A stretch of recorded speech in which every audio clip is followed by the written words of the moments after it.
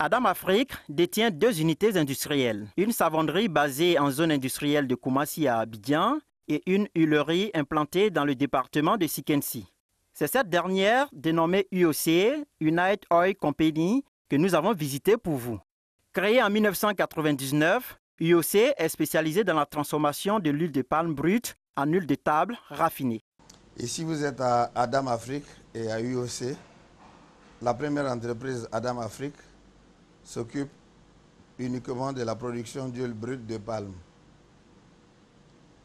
Et la seconde, UOC, s'occupe du raffinage de cette huile pour en faire une huile de table alimentaire. Cette huile brute, naturellement, même si elle est comestible, mais elle doit respecter certaines normes, disons, industrielles. Donc, il y a ce qu'on appelle la phase de pré-traitement de cette huile.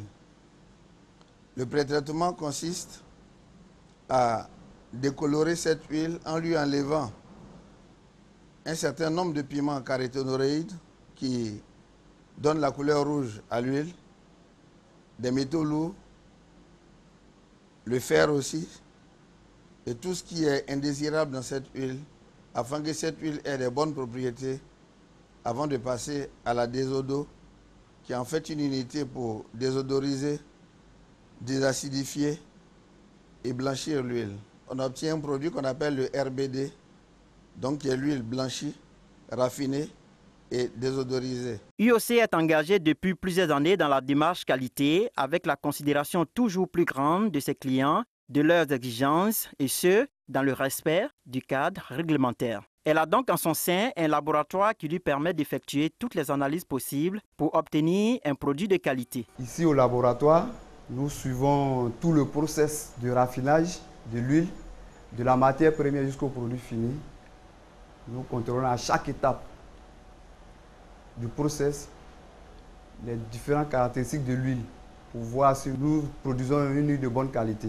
Nous allons vous présenter brièvement les différentes étapes du process.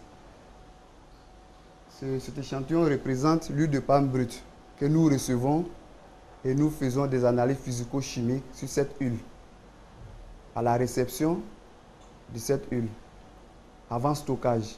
Et c'est cette huile qui sera traitée. Lors de ce process, nous faisons des analyses chimiques et physiques sur cette huile, à savoir l'acidité, l'humidité, voir s'il y a de l'eau dans cette huile. Parce que la présence de l'eau est très nuisible lors du raffinage. C'est ainsi que nous avons une huile qui est raffinée. Cette entité va constituer l'huile comestible, le goût d'or. L'huile goût d'or, l'oléine et la stéarine. La dernière étape, c'est l'huile comestible qu'on obtient en général. Voilà, c'est le goût d'or, notre marque. L'une des marques issues de l'UOC est Goût d'or. Justement, pourquoi Goût d'or? Et quand vous dites goût d'or, ça me rappelle toujours une chanson. C'est le goût d'or. Et le goût d'or est une huile fabriquée dans les usines du groupe Adam Afrique UOC. Cette huile elle répond à toutes les normes de sécurité alimentaire avec du matériel de pointe permettant surtout pour le bien-être des consommateurs. Et le goût d'or est une huile d'origine végétale sans cholestérol, enrichie à la vitamine A. Comme nous le savons tous, aujourd'hui, les carences atteignent pratiquement tous les enfants, surtout les enfants, ce qui en général leur donne des problèmes de vue. Et c'est pour ça que le ministère de la Santé nous a carrément plus ou moins conseillé de le faire et d'approvisionner nos produits en vitamine A. Voilà, ça c'est le goût d'or et je conseille à toutes les femmes d'y essayer. La direction générale de la société Adam Afrique s'est engagée résolument dans cette voie de progrès porteuse de bénéfices pour tous les acteurs qui sont les clients, les fournisseurs, les salariés et les actionnaires. Mieux, Adam Afrique projette le futur. Les projets à court terme, aujourd'hui, c'est d'investir pour minimiser les coûts, réduire les charges. Nous allons conserver notre outil, mais nous allons aujourd'hui créer plus de performances et être à la pointe de la technologie parce que les technologies évoluent et nous devons évoluer avec. Gérer et maîtriser la qualité, une condition pour assurer le développement de l'entreprise. Adam Afrique, pour le développement de l'Afrique. Voilà, Monsieur Kwasi, vous venez de suivre avec nous le processus de fabrication de l'huile dans les locaux dans les usines de Adam Afrique. Mais de manière globale, dites-nous un peu quelles sont, par rapport à l'huile de table, quelles sont les normes qu'il faut respecter? En d'autres termes, il faut parler des critères ou bien des exigences qui ont été arrêtés dans la norme. À l'atelier sur la certification des produits qui a eu lieu la semaine dernière, nous avons convenu d'arrêter un certain nombre de critères qui sont la vitamine A, la teneur en vitamine A, la teneur en humidité, l'indice de peroxyde, l'acidité, etc. Il y a donc un certain nombre de critères qui ont été arrêtés pour permettre la certification des produits. Et tous ces critères-là sont contenus effectivement dans la norme ivoirienne sur l'huile de palme qui nous concerne. Ce que nous venons de voir, ils sont sur la bonne voie? Ils sont sur la bonne voie, mais ce que je voudrais dire, il faut y aller, il faut continuer. Parce qu'il faut maintenant démontrer sur le marché que votre produit respecte tous ces critères. Certainement, il y a la fortification, vous mettez sur votre produit fortification en vitamine A. Il faudrait maintenant que vous mettez, que les entreprises mettent, si c'est pour l'huile, il faut mettre aussi la marque MI. Oui. D'accord. On va quitter un peu les entreprises maintenant pour voir un peu qu'on a commencé à voir le rôle de chacun dans ces efforts pour la certification. Qu'est-ce que vous attendez des consommateurs? Avant de répondre à ça, je voudrais insister pour les entreprises encore sur le fait que c'est la crise qui a fait que la phase de sensibilisation a duré un tout petit peu.